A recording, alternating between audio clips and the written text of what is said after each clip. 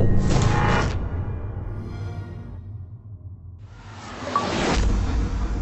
up and welcome to the breakdown of the top 5 moments and matches of TLC Tables, Ladders and Chairs 2015. And without further ado, let's get this started with our number 5.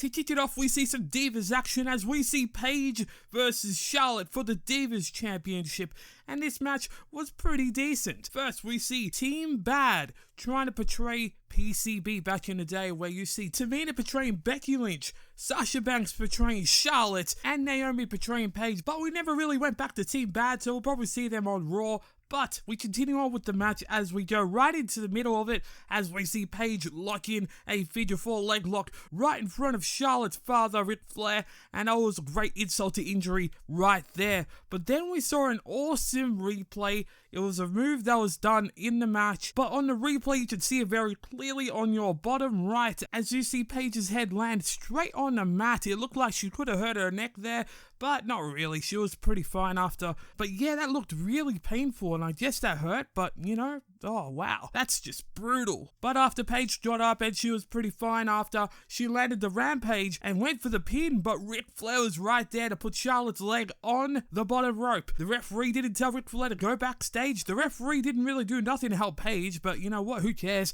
because Charlotte ended up prevailing in the end as she forced Paige's head right into the second turnbuckle where it was exposed, and your winner of the match after a pinfall was Charlotte Flair. So that was pretty cool, and that's why it's in my number 5. Now let's go on to the number 4.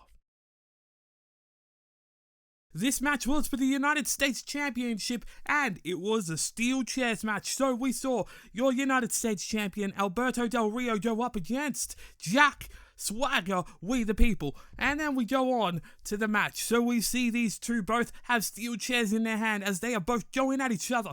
But in the end, Jack Swagger prevailed as he threw the chair right into Alberto Del Rio's face. I was shocked when I saw that. I thought Jack Swagger had the chair and actually smashed it in Alberto Del Rio's face, which is actually illegal in the WWE now, but it was really awesome to see that type of flavor right there, as we haven't seen that since Brock Lesnar did it to The Undertaker at Night of Champions. But Jack Swagger could not maintain that offense as Del Rio managed to take him out and lay him under all those steel chairs that you see right there. That was pretty awesome to see. We've seen that in the past, but with Jack Swagger and Alberto Del Rio, it is a new type of scene right there. But then we go on in the ring as we see Jack Swagger lock in the ankle lock, or you know, the Patriot lock, with a steel chair right onto the ankle of Alberto Del Rio. Alberto Del Rio is going for the ropes, but it doesn't matter because there is no disqualifications. So unfortunately for Del Rio, he could not get the referee to break the hold, but in the end, he managed to get out. And as you see in the ending moments of the match, we see Alberto Del Rio go for his finishing maneuver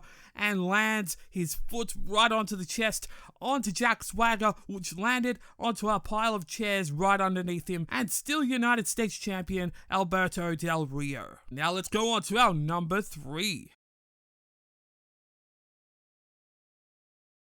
We see the Wyatt family, that's right, Bray Wyatt, Braun Strowman, Eric Rowan, and Luke Harper. All 4 men go up against the Dudley Boyz, Rhyno, and the innovator of violence himself, Tommy Dreamer. This match was an awesome match. It was an elimination tornado-style tables match, and it proved that ECW and hardcore wrestling is not dead at all. So we see in this match, we see both teams, both sides go off and stare at each other. They are staring at each other to see who is the best, who is really intimidating, and who can go that extra mile to become the future of destruction or hardcore. But after battling each other, we see Braun Strowman getting taken into the top left corner of your screen and getting beaten up by 4 members of the Team Extreme. By the way, the name that the ECW originals have is Team Extreme? I think there was another Team Extreme, if I'm not mistaken, and I know you know who they are, but, you know, doesn't matter. So, Team Extreme had Braun Strowman in the corner. They tried to beat him down, but Eric Rowan broke that up and made sure that he was going to take care of one half of the Dudley Boyz, Devon Dudley. So, Eric Rowan set up his own table that has his name on it, as you see right there, and he laid Devon Dudley right on top of it. But as he went to the top rope, Rhyno took care of Eric Rowan as Eric Rowan went flying over the table that Devon was laying on. But unfortunately, we saw that Devon, when he was about to get off, the table just shattered. The table broke. The one with Eric Rowan's name on it broke. And if you continue on, we see that the 3D was landed right onto Eric Rowan, but not on the table that had his name on it.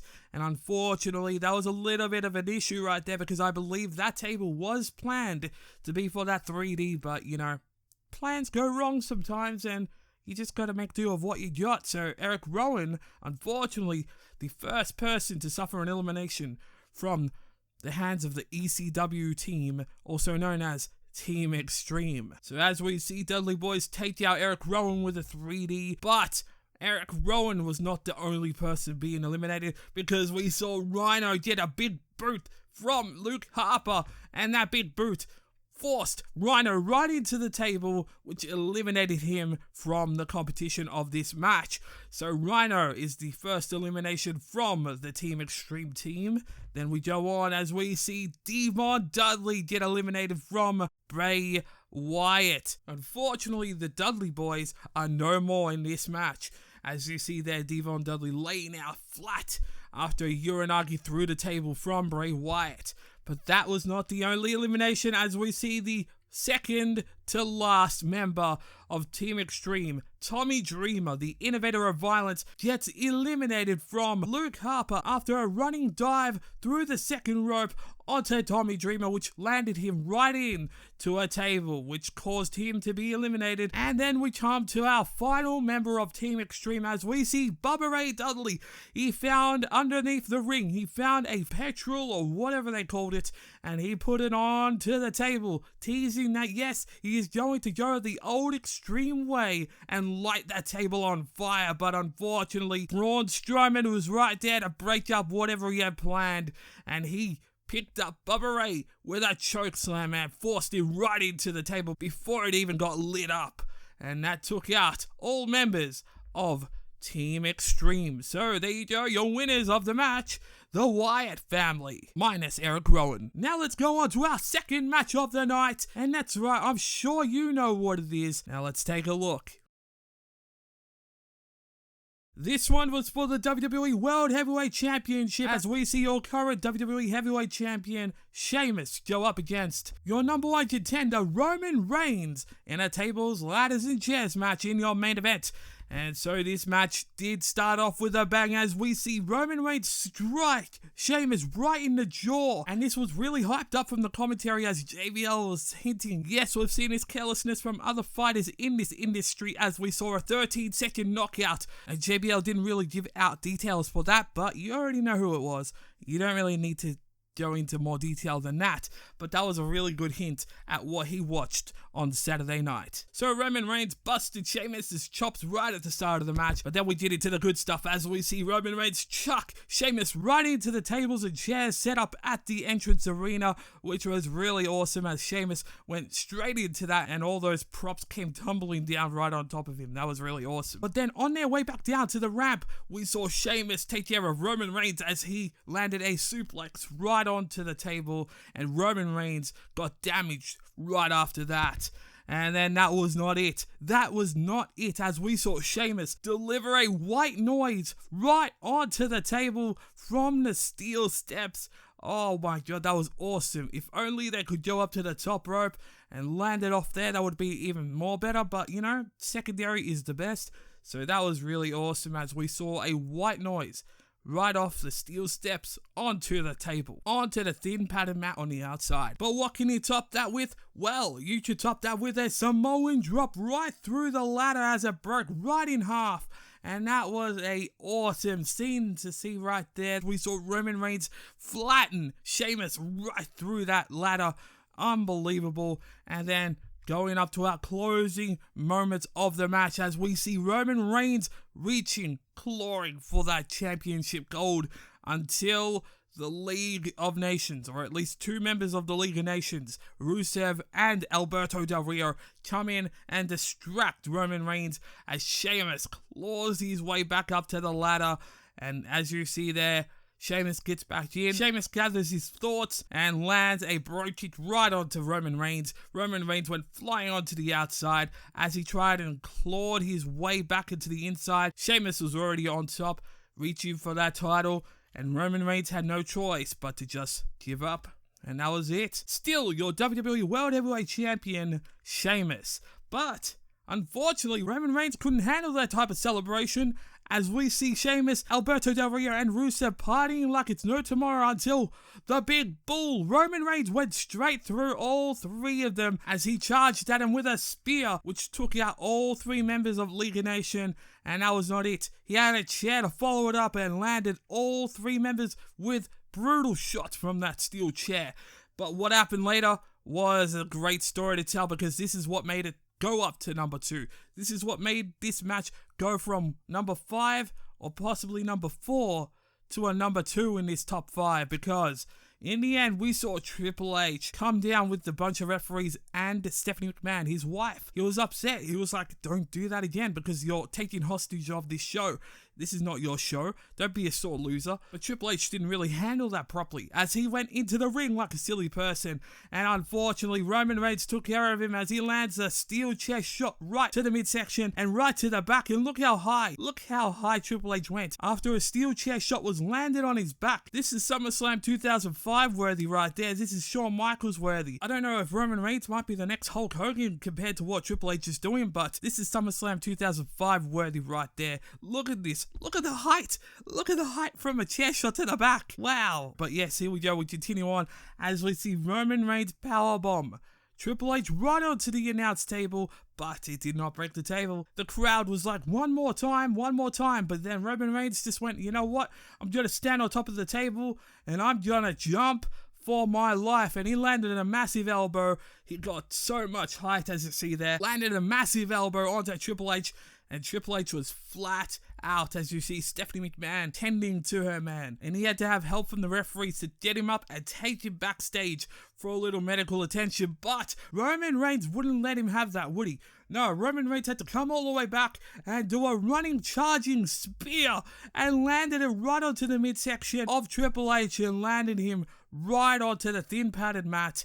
Wow, that was even more powerful than whatever other spear Roman Reigns has ever done. That was just awesome right there. And Roman Reigns stands victorious, but not in the match, in his mind. So that was a good match, although I will tell you what I did enjoy about this match more than whatever you just saw here. What I did like about this match was the chants. If you heard at the start of this match and during the entirety of this match, you would have heard some chants like, we want Cena, Cena sucks. Then we went on to hear Daniel Bryan, we want Rollins, NXT, and more chants that do not go with the Roman Reigns versus Sheamus match. But in the end, we heard thank you Roman after Triple H got taken out through an announce table and also speared onto that thin padded mat. We all heard the crowd go thank you Roman, and I don't know, I could see another Stone Cold, but remember, if you do remember, back in 2014, this sort of happened with The Big Show. The Big Show was also your Stone Cold type personality, and I don't know, Roman Reigns might be on top of that in this one, so hopefully we'll see something go on with this type of thing. We'll find out on Raw. Now let's go on to the number 1 match of the night. This one is for the WWE Tag Team Championships, and it is contested in a ladder match. This is a triple threat tag team as we see your current tag team champions, The New Day. Now, who are fighting?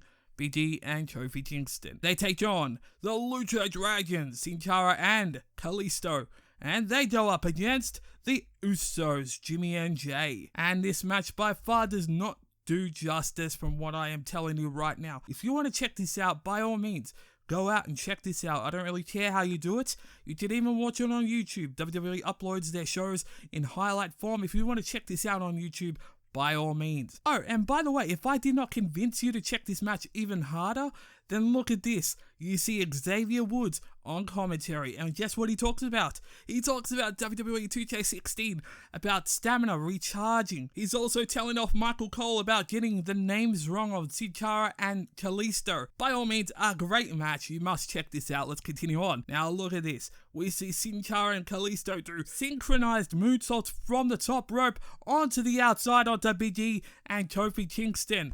And that's not all. So we see one Uso get belly to belly right into the ladder, into the other Uso, which is in the bottom right corner.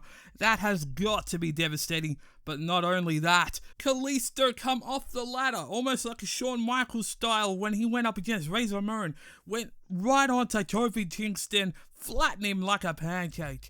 And then that's not it. We saw Sin Cara jump from the inside to the outside like a swanton bomb type move and landed it right onto one half of the New Day members on the ground. Or maybe that's a Uso member. I'm not really sure. But yes, devastating, and that really hurt him.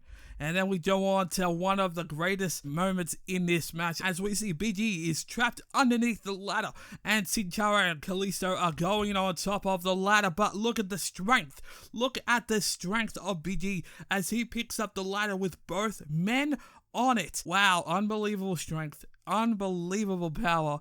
And if you would have heard this commentary in the background, you would be amazed as well, as Xavier Woods is proud of what Big E just did. Sin Cara fell off the ladder, but Kalisto was still there. He was still ready to try and get that title, try and get one grab of the titles, but unfortunately he ended up falling down onto the Usos. But then we go off and we see the Usos and the Lucha Dragons face off. I don't know if this has happened before, but this has got to be one of the greatest moments as well, as we see both teams ready to go for action, and it did not disappoint, as we see the best moment of the entire show, as we see the Salita del Sol from Kalisto onto one half of the Usos, off the top ladder, right onto another ladder that was set up on the bottom, and that ladder broke in half. Unbelievable. If you want to check that out, that's got to be a GIF. That's got to be some kind of, I don't know, thing on the internet someday. That has got to be awesome. Don't worry about Jeff Hardy jumping off a 20-foot ladder. Don't worry about Edge spearing Jeff Hardy from a ladder. That has got to be the best in the past 10 years. I don't even know how he did it. How do you do that? How do you do a move like that and not look from behind? How do you do that? That is just, I don't know. That's just something to do with wrestling right there. That's just amazing. But yes, the crowd loved it. I enjoyed it. Unbelievable. And just when you thought everybody was out and the Lucha Dragons had it in the bag, we saw Xavier Woods come in with his pitchfork, or trumpet, but it looks like a pitchfork, as he threw it and he stabbed Sin Cara or Kalisto, I can't really tell, and he fell down. Kofi Kingston went up, grabbed the titles, Xavier Woods celebrated, Big E was right there to celebrate as well, and that is number 1. Unbelievable. Still your tag team champions, the New Day. Now, I am not a New Day supporter like everybody else, but I love what they are doing.